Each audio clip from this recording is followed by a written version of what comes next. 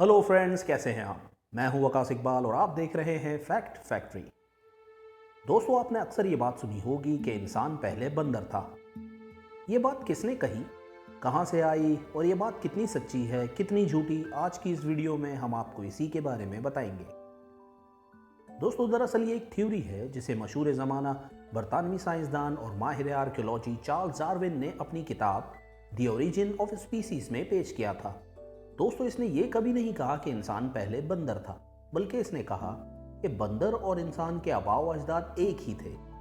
दोस्तों, इसका कहना था कि जितने भी जानदार यानी इंसान, जानवर, समुद्री मैमल्स, मछलियां वगैरह सब एक ही मादे से वजूद में आए हैं और करोड़ों अरबों साल के बदलते हुए मौसम के बाद आज मुख्तलिफ जसामत के साथ मौजूद हैं। इसने कहा कि जिन स्पीसीज ने बदलते मौसमों में खुद को ढाल लिया और अपना जिस्म तब्दील कर लिया, वही स्पीशीज जिंदा रहीं, और जो ऐसा ना कर सकी वो ख़त्म हो गई, जैसे डायनासोर्स वगैरह।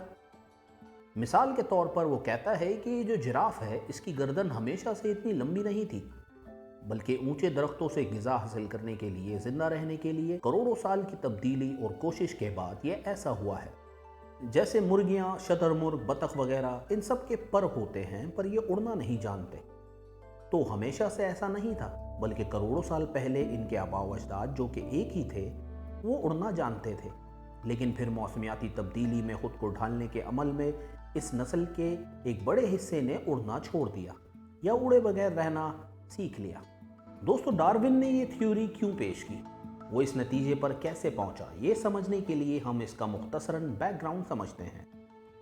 दोस्तों, 17वीं सदी के आखिर में यूरोप में सनती इनकलाब आना शुरू हुआ और नित नई इजादात का सिलसिला भी तभी शुरू हुआ, जैसे radio, camera, train engine, motor car वगैरह वगैरह। तो इन दिनों का सबसे अहम सवाल जो अहले इल्म खोज रहे थे वो ये था कि इंसान की इब्तिदा कहाँ से हुई, और जितनी भी स्पीशीज़ हैं वो एक ही ओरिजिन के होने के बावजूद मुख्तलिफ क्यों हैं। जैसे सांप तो एक ही ओरिजिन है, पर इसकी इतनी नस्लें क्यों हैं, और सब एक जैसे क्यों नहीं। शेर, बिल्ली, चीता एक ही नस्ल से होकर भी मुख्तलिफ क्यों हैं। अब आप सोचेंगे कि ये उस वक्त का सबसे अहम सवाल क्यों था।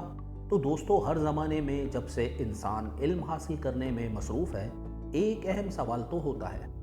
मिसाल के तौर पर आज की हमारी दुनिया में अरबों डॉलर इस बात पर खर्च किए जा रहे हैं कि क्या दूसरे सैयारों, चांद, मरीख वगैरह पर भी ज़िंदगी है जिन्हें हम एलियन कहते हैं। तो इसी तरह उन दिनों इस बात पर रिसर्च हो रही थी कि इंसान और जानवरों, पहाड़ों, पौधों का एवोल्यूशन क्या है। तो 1831 में एक बरतानवी अजीमशान बहरी जहाज़ HMS बीगल मुशाहिदाती सफ़र पर साउथ अमेरिका के सफ़र पर निकला, जिसका काम था ये पता लगाना कि वहाँ कौन कौन से कबीले हैं, कौन कौन सी मादनियात हैं, ताकि उनका मुशाहिदा किया जा सके।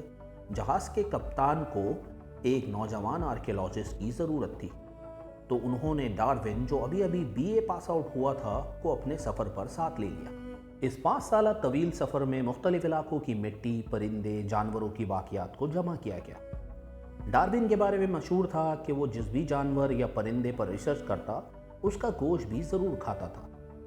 अपने इसी सफ़र पर यह जहाज़ अर्जेंटाइन के एक जजीरे पर पहुंचा।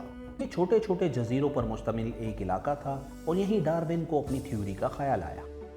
उसे वहाँ कछुओं को देखकर हैरत हुई कि एक नॉर्मल कछुआ जिसका कवर गोल है और सर छोटा है, वो घास पर चल रहा है, जबकि नज़दीकी दूसरे जजीरे पर एक और कछुआ चौकोर कवर के साथ एक रेतीले इलाके में है। यानी मुख्तलिफ इलाकों में इसकी नस्ल वक्त के साथ साथ खुद को तब्दील करती रही है। इसने फिंच चिड़िया की 14 मुख्तलिफ नस्लों पर भी रिसर्च की। जब वो उन्हें अपने साथ बरतानिया ले गया, उसने नोट किया कि कुछ की चोंच बड़ी हो गई है, बाकी 13 से मुख्तलिफ।